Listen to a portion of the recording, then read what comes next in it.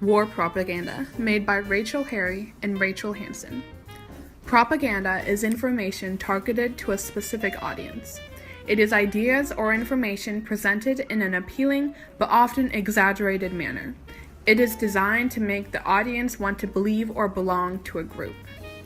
War is suffering or death for a large group of people. That clearly is not an appealing concept. In World War II, both sides needed to convince their people to believe in their causes enough to suffer or die for it. To do this, they had to make the cause seem compelling, moral, even romantic. Propaganda is marketing or selling ideas.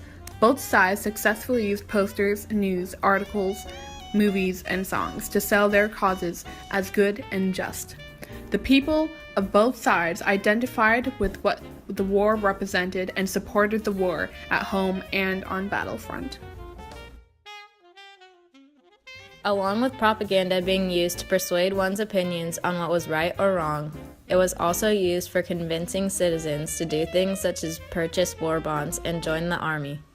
This method ended up working very well, since 85 million Americans purchased bonds worth a total of more than $180 billion over the course of the war, and over 16 million Americans served during the war.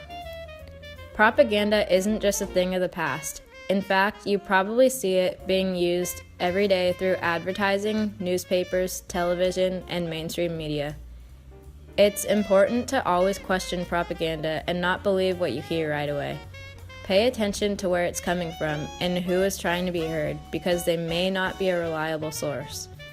Be sure to look at multiple sources before believing what you see, and become aware of propaganda so you can avoid it and think for yourself.